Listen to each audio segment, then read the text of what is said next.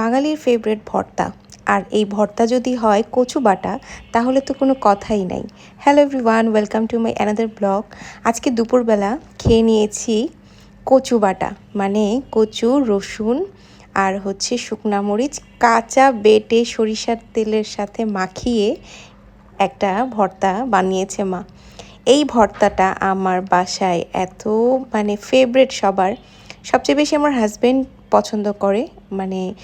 সেই এই ভর্তাটার জন্য মাকে বারবার বলে যে মা কচু ভর্তা খাবো, কচু বাটা খাবো। এটা অ্যাকচুয়ালি কচু বাটা। এই ভর্তাটা যেমন পুষ্টিগুণ ভালো তেমনি খেতে এতটাই মজা। এটা থাকলে আমার বাসায় আমাদের এক প্লেট ভাত অনায়াসেই চলে যায়, আর কিচ্ছু মনে হয় না লাগে। এখানে আমার সাথে খাওয়ার মতো অনেক কিছু ছিল, যেমন চাল কুমড়া রান্না করেছে, তারপর মাংস ছিল। কিন্তু আমার আজকে সারাদিন পরপর ভাবছিলাম, রান্নাঘরে যাচ্ছিলাম যে মা কখন ভর্তাটা বেটে দিবে আর আমি খাবো। সেম টু সেম আমার মেয়েও তাই। সে ছোট, কিন্তু তার এই কচু বাটা খেতে কোনো দ্বিধা নেই। সে এত ঝাল পাচ্ছে তারপরও সে খাবে, এমন একটা অবস্থা।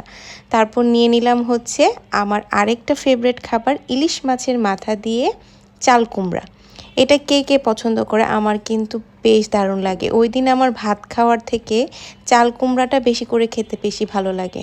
এখানে ইলিশ মাছের মাথা আর চিংড়ি মাছ দিয়ে মা বানিয়েছে, এত টেস্টি হয়েছে সত্যি। আর এটার মধ্যে যদি একটু পড়ে যায় লেবু, তাহলে তো আর কোনো কথাই নেই। আজকে সত্যি খাবারটা দুর্দান্ত লেগেছে। তাই ভাবলাম আমার যেহেতু ফেভারিট খাবারের তালিকা আজকে, তো কেন নয় সবার সাথে একটু শেয়ার করি। তো খাচ্ছি, গল্প করছি, আর মা ওই পার থেকে জিজ্ঞেস করছিল যে কেমন হয়েছে। আমি তো কথাই বলতে পারছিলাম না, জাস্ট ফাটাফাটি লেগেছে দুপুরের খাবারটা। Thank you.